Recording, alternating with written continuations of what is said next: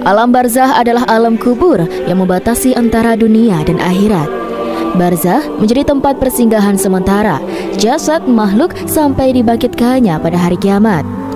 Penghuni barzah berada di tepi dunia atau masa lalu dan akhirat masa depan.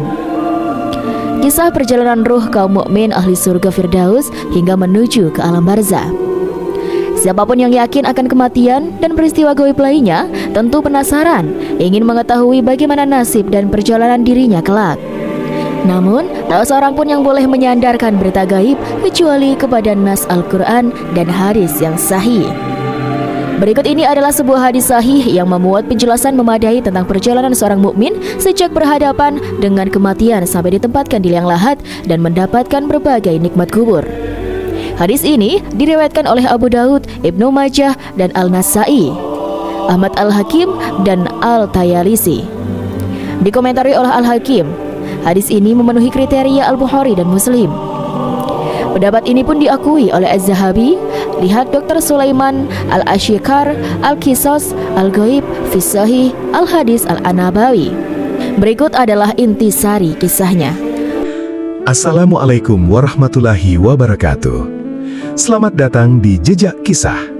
Bersama kita akan menelusuri kisah-kisah penuh hikmah dari sejarah Islam, para nabi, tokoh-tokoh teladan, dan berbagai peristiwa yang menguatkan iman. Sebelum kita mulai, jangan lupa like, subscribe, aktifkan lonceng notifikasi, dan bagikan video ini agar semakin banyak yang mendapatkan manfaat. Selamat menyaksikan. Pada suatu hari, Rasulullah SAW pergi bersama para sahabatnya mengantarkan jenazah seorang sahabat Ansor. Setibanya mereka di pemakaman, penggalian liang lahat belum usai. Maka Rasulullah SAW pun duduk di atas tanah sambil menghadap kiblat. Sementara para sahabatnya duduk di sekitarnya dengan tenang. Saking tenangnya, seakan-akan ada burung hinggap di atas kepala mereka. Melalui hadis ini, perawi hadis menggambarkan bagaimana keadaan di sekitar Rasulullah SAW saat itu. Beliau mengambil sebuah kayu lalu mengorek-ngorek tanah. Kemudian beliau melihat ke langit lalu menunduk. Tak lama beliau melihat lagi ke langit, kemudian menunduk hingga 3 kali. Setelah itu beliau bersabda kepada para sahabatnya, "Memohonlah kalian perlindungan kepada Allah dari siksa kubur," sebanyak 2 atau 3 kali. Lantas beliau pun berdiri dan berdoa, "Ya Allah, sesungguhnya aku berlindung kepadamu dari siksa kubur," sebanyak 3 kali. Itulah doa Rasulullah SAW sekaligus menjadi pembuka atas hadisnya yang panjang. Beliau menggambarkan kepada para sahabatnya bagaimana keadaan seorang hamba sejak ditemui kematian sampai dimasukkan ke dalam liang kuburnya, lalu ditinggalkan oleh keluarga, kolega, dan para sahabat. Lantas apa saja yang menimpa hamba tersebut setelah itu? Dikabarkannya bahwa manusia saat dijemput kematian terbagi menjadi 2 golongan. Ada yang beriman dan ada yang kufur. Dan perbedaan di antara keduanya sangat jauh dan mendasar, sobat. Sesungguhnya seorang hamba yang beriman ketika hendak meninggalkan kehidupan dunianya dan memasuki kehidupan akhiratnya akan didatangi para malaikat dari langit. Mereka datang dalam rupa terbaik dan akan menempati sebuah tempat tertentu, seraya mengenakan pakaian yang terbaik pula. Wajah mereka putih berseri-seri seakan mentari yang tengah bersinar. Di tangan mereka terdapat kain kafan dari surga untuk membungkus ruh sang hamba, lengkap dengan minyak wanginya yang akan mengharumkan ruh sang hamba tadi. Tampak terlihat mereka duduk sejauh pandangan mata. Bahkan sebagian orang soleh bisa menceritakan kejadian yang disaksikannya itu. Sementara orang-orang di sekitar mereka sama sekali tidak melihat apa-apa. Tak lama berselang, datanglah malaikat maut dan duduk dekat kepala sang hamba. Dia berkata kepada ruh si hamba, "Wahai jiwa yang tenang, keluarlah kepada Tuhanmu dalam keadaan ridho dan diridhoi." Quran Surat Al-Fajr ayat 27-28. Ruh pun tak bisa menunda perintah itu. Ia perlahan mengalir keluar dari jasad seperti keluarnya air yang bersih dan jernih dari mulut keribah air. Setelah roh mukmin yang bersih dan jernih itu keluar, semua malaikat langit dan malaikat bumi mensolatkannya. Pintu-pintu langit dibuka. Setiap penduduk pintu berdoa kepada Allah dan memohon agar ruh hamba itu diangkat ke tempat mereka. Begitu ruh sang hamba berhasil dikeluarkan oleh tangan malaikat maut, maka para malaikat yang hadir menyaksikan kematian tidak membiarkan roh itu sekejap mata pun. Mereka langsung mengambilnya dan meletakkannya di atas kain kafan dan minyak wangi yang mereka bawa dari surga. Demikian kematian yang digambarkan oleh Allah Subhanahu wa Ta'ala dalam Al-Quran, dan Dialah yang mempunyai kekuasaan tertinggi di atas semua hambanya. Dan diutusnya kepadamu malaikat-malaikat penjaga, sehingga apabila datang kematian kepada salah seorang di antara kamu, ia diwafatkan oleh malaikat-malaikat kami, dan malaikat-malaikat kami itu tidak melalaikan kewajibannya. Quran Surat Al-An'am ayat 61. Setelah ruh terpisah dari jasad sobat, terciumlah aroma semerbak wangi sampai-sampai memenuhi dunia. Rasulullah SAW sendiri telah menggambarkan bagaimana aroma wangi ruh hamba tersebut melalui sabdanya, aroma itu keluar dari ruh bagaikan minyak kasturi yang paling wangi yang pernah engkau temukan di muka bumi. Rupanya itu ruh yang selalu diharumkan dengan keimanan dan amal-amal soleh sewaktu di dunia. Dan jejak aroma dari ruh itu jelas diketahui saat ruh tersebut keluar dari jasadnya dan tercium para malaikat. Bahkan aroma wangi dari orang meninggal seperti itu tercium pula oleh sebagian orang saleh. Dapat dipastikan sobat, aroma wangi itu salah satunya keluar dari ruh para syuhada. Sebab banyak sekali kabar mutawatir baik yang klasik maupun yang modern tentang para syuhada yang jasadnya mengeluarkan aroma wangi yang tercium oleh orang-orang yang masih hidup. Namun terkadang ada pula aroma wangi yang lahir dari selain para syuhada. Setelah berhasil menggenggam ruh sang hamba, para malaikat langsung bertolak ke langit tertinggi. Di perjalanan, setiap berjumpa dengan kerumunan malaikat, mereka ditanya tentang bawaan ruh yang wangi sewangi minyak misik itu. Salah satu dari mereka pun menjawab, "Ini adalah ruh Fulan bin Fulan." Tak lupa mereka menyebut nama ruh hamba itu dengan nama terbaik yang pernah mereka dengar di dunia. Setibanya di langit dunia, para malaikat membawa ruh meminta izin kepada para penjaga langit. Setelah diizinkan masuk, mereka pun diikuti dan diantar para malaikat di langit dunia sampai ke langit berikutnya. Begitu seterusnya hingga di langit ketujuh. Setiba di langit ketujuh, Rabbul Izzati berfirman, "Tulislah oleh kalian nama hambaku ini di Iliyin." Sebagaimana firman-Nya dalam Al-Quran, "Tahukah kamu apakah Iliyin itu? Yaitu kitab yang tertulis yang disaksikan oleh malaikat-malaikat yang didekatkan kepada Allah Subhanahu wa Ta'ala." Quran Surat Mutaffifin ayat 19-21. Maka ditulislah nama hamba tersebut pada Iliyin. Lalu dikatakan kepada mereka, "Kembalikanlah dia ke bumi, sebab aku berjanji kepada mereka, darinya aku menciptakan mereka. Kesana aku mengembalikan mereka, dan darinya aku mengeluarkan mereka lagi." Hal itu sebagaimana dilansir dalam Al-Quran, "Dari bumi, tanah, itulah kami menjadikan kalian, dan kepadanya kami akan mengembalikan kalian, dan daripada kami akan mengeluarkan kalian pada kali yang lain." Quran Surat Thaha ayat 55. Setelah melewati perjalanan langit dan namanya dicatat dalam Iliyin, ruh itu dikembalikan ke bumi dan dimasukkan lagi ke jasadnya, sehingga dia bisa mendengar kembali suara sandal kawan-kawannya yang berpaling meninggalkan kuburnya dan bertolak ke rumah masing-masing.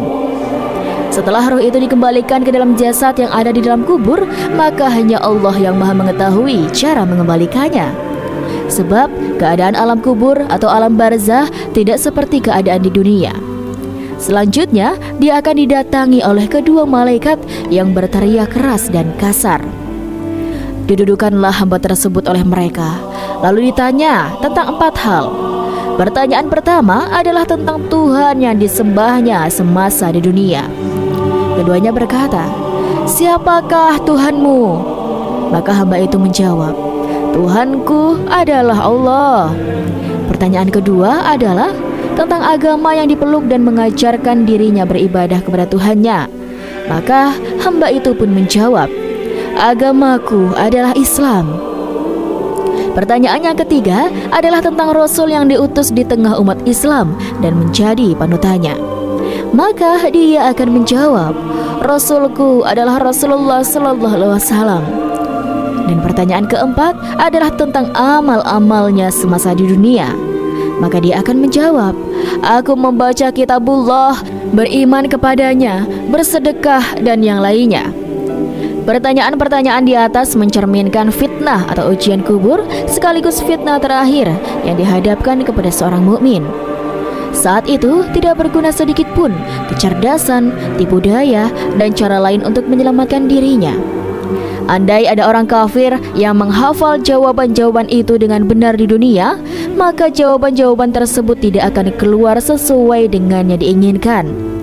Sebab orang yang diberi pertolongan untuk memberikan jawaban yang benar hanyalah orang mukmin yang ditetapkan Allah keimanan dan amal solehnya, sehingga dia bisa menjawab dengan benar. Hal itu sejalan dengan firman-Nya. Allah meneguhkan iman orang-orang yang beriman dengan ucapan yang teguh itu dalam kehidupan di dunia dan di akhirat. Dan Allah menyesatkan orang-orang yang zalim dan memperbuat apa yang Dia kehendaki. Quran Surat Ibrahim ayat 27. Di sanalah seorang hamba diuji dan diselamatkan dari ujiannya. Namun itu semua berkat hidayah Allah dan keimanannya, sehingga bisa memberi jawaban yang benar sesuai dengan keadaannya semasa hidup. Setelah itu terdengar suara panggilan dari langit yang membenarkan apa yang disampaikan, memerintah para malaikat untuk mengubah kuburnya menjadi salah satu taman surga. Lalu terdengarlah suara dari langit, hambaku ini benar, maka hamparkanlah sebuah taman dari surga untuknya, berilah pakaian dari surga untuknya, bukalah sebuah pintu ke surga untuknya. Maka datanglah aroma wangi dari surga kepadanya, dan dilapangkanlah kuburannya sejauh mata memandang. Hilang seruan itu, datanglah kepada hamba tersebut seorang laki-laki atau seorang yang menyerupai sosok laki-laki. Laki-laki itu berwajah tampan, berpakaian bagus, dan beraroma wangi. Kemudian laki-laki itu menyampaikan kabar gembira yang menenangkan hati. Dalam hadis ditegaskan, datanglah kepada seorang laki-laki berwajah tampan, berpakaian bagus, dan bertubuh wangi. Dia berkata, gembirakanlah dirimu dengan kabar yang menenangkanmu. Gembirakanlah dirimu dengan kabar tentang keridhaan Allah dan surga-surga yang berisi aneka kenikmatan abadi di dalamnya. Inilah harimu yang dijanjikan kepadamu. Sang hamba pun mencoba mencari tahu siapa sesungguhnya laki-laki yang memberikan kabar gembira kepada dirinya. Dia lalu bertanya, semoga Allah memberikan kabar baik kepadamu. Siapakah engkau? Wajahmu adalah wajah yang membawa kebaikan. Namun belakangan sang hamba tahu bahwa laki-laki pembawa kabar gembira adalah amal soleh yang pernah ia kerjakan selama di dunia. Sementara harta kekayaan, keluarga, dan anaknya tak lagi di sampingnya. Yang tertinggal adalah amal baik yang membawa kabar gembira baginya, menemani dirinya dalam kuburnya. Maka sosok yang diserupakan dengan sosok laki-laki itu menjawab, aku adalah amal solehmu. Demi Allah, aku tidak mengetahuimu kecuali dulu engkau bergegas menaati Allah, namun lamban dalam melakukan kemaksiatan. Semoga Allah membalas kebaikanmu. Di samping itu, Allah juga menjelaskan bagaimana keadaan yang akan dihadapi seorang hamba pada hari kiamat, baik hamba yang mukmin maupun hamba yang kufur. Bagaimana nasib mereka kelak pada hari itu berkat keimanan dan kesalihan masing-masing. Seperti yang diungkap dalam hadis, pada hari itu sebuah pintu dari surga akan dibukakan untuk hamba yang mukmin. Sesungguhnya seorang hamba mukmin akan mengetahui sejauh mana nikmat Allah kepada dirinya. Bagaimana pula keadaannya jika tidak ditunjukkan kepada jalan Islam setelah melihat tempatnya di dalam surga kenikmatan.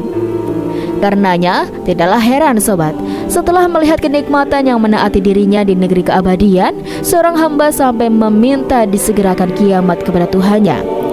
Tujuannya agar dirinya bisa segera menempati negeri tersebut, menikmati apa yang dijanjikan Allah di dalamnya. Maka disampaikanlah kepadanya, tenanglah, segala sesuatu telah ditetapkan waktunya. Ketika waktu itu datang, maka apa yang ditetapkan Allah akan terjadi, pasti terjadi. Demikianlah yang terjadi pada seorang hamba mukmin, mulai turun sakaratul maut atau sekarat untuknya hingga datang tuntutan untuknya agar senantiasa tenang dalam kubur sampai tiba waktu yang telah ditetapkan Allah atau kiamat. Berdasarkan hadis Nabi Muhammad SAW yang sahih, wallahu a'lam. Kisah perjalanan ruh orang zalim, ahli neraka jahanam hingga menuju ke alam barzah. Tak seorang pun di antara kita yang mengetahui apa yang terjadi saat ajal menjemputnya. Sebab kematian merupakan peristiwa gaib yang hanya diketahui oleh Allah kecuali yang dibocorkan melalui ayat-ayatnya, hadis qudsi atau hadis-hadis sahih Rasulullah SAW. Salah satunya hadis sahih yang bercerita tentang kematian seorang penzalim di bawah ini. Ia diriwayatkan oleh Abu Daud, Ibnu Majah, dan Al-Nasai, Ahmad Al-Hakim, dan Al-Tayalisi. Di dalamnya dikisahkan bahwa suatu hari Rasulullah SAW pergi bersama para sahabat mengantarkan jenazah seorang sahabat Ansor. Setibanya mereka di pemakaman, penggalian liang lahat belum usai. Maka Rasulullah SAW pun duduk di atas tanah sambil menghadap kiblat, sementara para sahabat duduk di sekitarnya dengan tenang. Sambil menunggu panggilan yang lahat usai, beliau kemudian bercerita kepada para sahabat bagaimana keadaan seorang hamba yang zalim dan kufur saat ditemui kematiannya, sampai dimasukkan ke liang lahat, lalu ditinggalkan oleh keluarga, kolega, dan para sahabat. Lantas apa saja yang menimpa hamba tersebut setelah itu? Sesungguhnya seorang hamba yang kufur dan zalim ketika akan meninggalkan dunia fana dan memasuki alam baka, turunlah para malaikat langit dalam rupa yang menakutkan dan menyeramkan. Mereka berlaku kasar dan keras serta wajah yang hitam legam. Setibanya mereka duduk di dekatnya, sejauh mata memandang, mereka membawa kain kafan dan minyak dari neraka. Tak lama malaikat maut datang kepadanya dan duduk di dekat kepala, lantas membentak, "Wahai jiwa yang kotor, keluarlah kepada murka Allah." Tak lama kemudian ruh hamba kufur itu dicabut dan dipisahkan dari jasadnya. Ruh itu sempat mau kabur dan bersembunyi, namun malaikat maut segera mencabutnya dengan kasar, bagaikan menarik besi berduri dari daging panggang. Kita pun bisa membayangkannya sobat, jika menarik tusukan besi berduri dari daging panggang tidak mungkin dilakukan kecuali dengan susah payah. Sebab jika tidak, daging yang ditariknya akan tersisa pada tusukannya. Ini adalah gambaran bagaimana kasar dan kerasnya proses pencabutan roh dari jasad orang-orang kafir di saat kematian mereka. Rasulullah SAW juga menggambarkan dalam hadisnya bagaimana keadaan orang kafir dan orang zalim saat dicabut ruhnya. Maka terputuslah seluruh urat dan saraf-sarafnya. Di samping itu, seluruh malaikat mengutuk mereka, baik malaikat yang ada di antara langit dan bumi maupun para malaikat langit.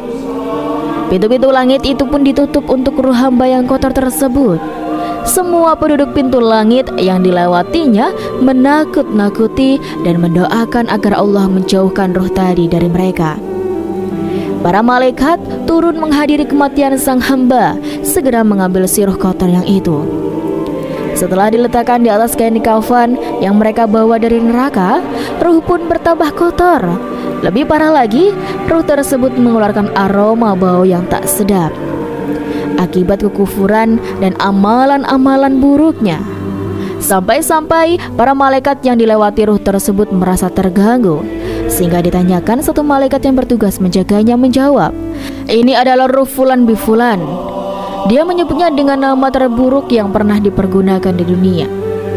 Begitu sampai di dunia, sobat, ruh itu tak diizinkan masuk, sebab langit tidak pernah dimasuki siapapun kecuali makhluk-makhluk suci ahli keimanan dan ketakwaan. Sementara makhluk-makhluk yang kufur dan zalim tidak pantas mendapat kemuliaan itu. Maka Rasulullah SAW melantunkan firman Allah, "Sesungguhnya orang-orang yang mendustakan ayat-ayat kami dan menyombongkan diri di hadapannya, sekali-kali tidak akan dibukakan bagi mereka pintu-pintu langit, dan tidak pula mereka masuk surga hingga unta masuk ke lubang jarum. Demikianlah kami memberi pembalasan kepada orang-orang yang berbuat kejahatan." Quran Surat Al-A'raf ayat 40. Dalam pada itu, Allah memerintahkan mereka untuk mencatat nama hamba tersebut dalam sijin yang ada di lapisan bumi ketujuh. Ini artinya mereka diperintah untuk menjauhkannya dari bahan mereka diciptakan bumi. Namun Allah akan mengembalikan mereka kepada bumi dan mengeluarkannya lagi dari bumi pada hari kiamat. Demikianlah yang dijanjikannya dalam Al-Quran. Dari bumi atau tanah itulah kami menjadikan kalian, dan kepadanya kami akan mengembalikan kalian, dan daripadanya kami akan mengeluarkan kalian pada kali yang lain. Quran Surat Toha ayat 55. Maka dilemparkanlah roh itu dari langit. Pasalnya ia tak layak mendapatkan kemuliaan dan penghormatan. Bagaimana tidak, sobat? Karena semasa dihidup, ruh tersebut telah melemparkan agama Allah dan menghempaskan syariatnya. Sehingga pantaslah jika ruh seperti itu dibawa dalam keadaan hina dan tidak dimuliakan. Malahan dilemparkan dari langit ketinggian. Ini pula yang ditunjukkan Allah dalam firman-Nya, "Barang siapa yang menyekutukan sesuatu dengan Allah, maka adalah ia seolah-olah jatuh dari langit lalu disambar oleh burung, atau diterbangkan angin ke tempat yang jauh." Quran Surat Al-Hajj ayat 31. Ruh pun dikembalikan kepada jasadnya, sehingga ia bisa mendengar jelas suara sadal-sadal orang yang semula menjadi sahabatnya. Mereka pulang ke rumah dan pergi meninggalkan dirinya, menyendiri menghadapi nasib yang memprihatinkan.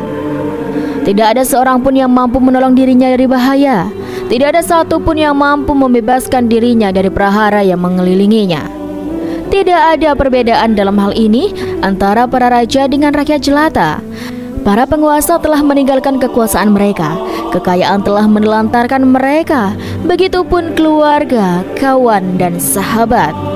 Semuanya telah meninggalkan mereka menghadapi nasib tragis seorang diri. Tak lama kemudian, sobat, malaikat Munkar dan Nakir datang dan menguji mereka dengan sejumlah pertanyaan.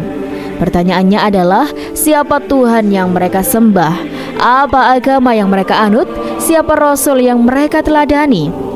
Namun mereka bungkam tak mau menjawab. Jawaban mereka adalah hanya "Hah? Apa? Hah? Tidak tahu, tidak kenal," dan seterusnya. Dalam pada itu terdengar suara panggilan dari langit, "Hambaku itu bohong, maka hamparkanlah sebuah taman dari neraka untuknya. Bukalah sebuah pintu neraka untuknya.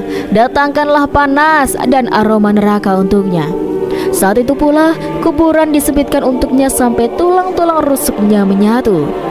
Kemudian diserupakanlah amal buruk hamba itu dalam wujud seorang laki-laki yang berwajah buruk, berpakaian jelek, dan beraroma tak sedap. Laki-laki buruk rupa itu pun menyampaikan, 'Ini adalah harimu di mana engkau dijanjikan.'" Maksudnya hari yang telah dijanjikan Allah kepada orang-orang kufur dan zalim dalam kitabnya melalui lisan Rasulullah SAW. Begitu sang hamba menanyakan identitas laki-laki yang membawa kabar buruk untuk dirinya, dia menjawab, "Aku adalah amal burukmu. Demi Allah, aku tidak tahu engkau kecuali lamban menaati Allah dan cepat bermaksiat kepadanya. Semoga Allah membalas keburukanmu." Maka Allah pun menyiapkan para petugas yang akan menyiksa di kuburnya. Petugas itu tunanetra, tunarungu, dan tunawicara. Di tangannya terdapat gagang besi yang apabila dipukulkan pada gunung, ia akan hancur lebur menjadi tanah. Dengan besi itulah sang hamba yang kufur itu dipukuli sampai hancur menjadi tanah. Setelah hancur, Allah mengembalikannya lagi seperti semula untuk dipukuli. Begitu seterusnya, setiap kali dipukul, teriakannya terdengar oleh segala sesuatu kecuali jin dan manusia. Selanjutnya, dia melihat kediamannya di surga. Seandainya dirinya dulu beriman, serta kediamannya di neraka yang akan ditempatinya akibat kekufuran dan kesesatannya. Begitu melihat azab yang telah menantinya, dia lalu berdoa kepada Tuhannya agar tidak didirikan dulu kiamat. Azab itu pula yang telah membuat dirinya disiksa di alam kubur. Padahal siksa yang diberikan pada dirinya di alam kubur lebih ringan daripada siksa yang telah menantinya kelak di neraka. Bagaimana tidak, baginya kuburan menjadi salah satu taman neraka. Nauzubillah, mari kita berlindung kepada Allah agar selamat dari siksa neraka sebagaimana yang dicontohkan Rasulullah SAW. Ya Allah, sesungguhnya aku berlindung kepadamu dari siksa api neraka dan fitnah neraka, dari fitnah kubur, dari azab kubur, dari keburukan fitnah Al-Masih Dajjal, dari keburukan fitnah kekayaan, dan dari fitnah kefakiran. Hadis riwayat Ahmad. Walhasil, jika perjalanan orang-orang baik dan orang-orang zalim di dunia saja berbeda, maka apalagi tempat kepulangan masing-masing mereka di akhirat. Setiap dari mereka akan menempuh jalan masing-masing, sebagaimana yang telah diceritakan oleh Rasulullah SAW, dari mulai menghadapi kematian sampai orang-orang mukmin mengambil bagiannya di surga, dan orang-orang kafir mengambil bagiannya di neraka. Berbahagialah orang yang dinasihati, lalu mengambil nasihat itu. Beruntunglah orang yang tahu lalu belajar. Bergembiralah orang yang sadar lalu menyadari. Dia tidak larut dalam kezaliman, tidak lalai kepada akhiratnya, tidak lupa terhadap dirinya sampai datang keyakinan atau kematian padanya. Terima kasih sudah menonton video ini sampai akhir. Wassalamualaikum warahmatullahi wabarakatuh.